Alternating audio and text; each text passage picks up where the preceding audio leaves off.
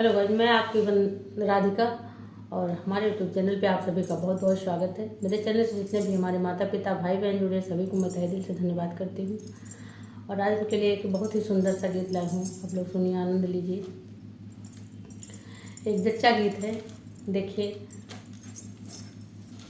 आप लोग सुनेंगे तो फिर आनंद आएगा। तो आप लोग वीडियो फुल वॉच करके देखिएगा और सुनिए। पलना की डोर कमजोर हो, लाल गिर गईले भुइया। पलना की डोर कमजोर हो, लाल गिर गईले भुइया। गिर गईले भुइया, गिर गईले भुइया। पलना की डोर कमजोर हो, लाल गिर गईले भुइया।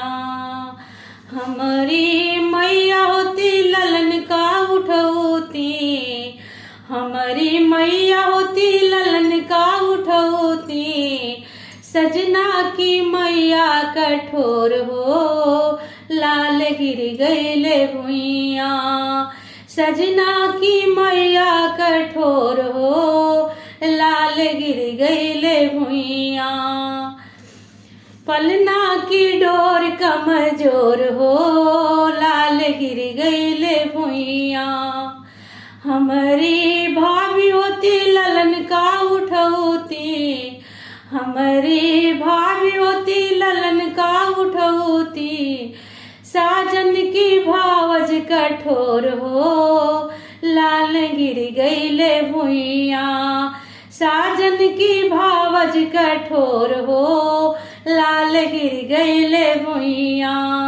पलना की डोर कमजोर हो, लाल गिर गईले भुइया।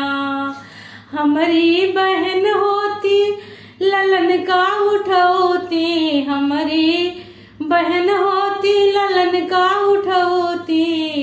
साजन की बहना कठोर हो, लाल गिर गईले भुइया।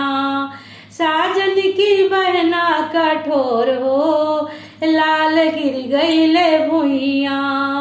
गिर गईले भुइया, हाँ गिर गईले भुइया। पलना की डोर कमजोर हो, लाल गिर गईले भुइया।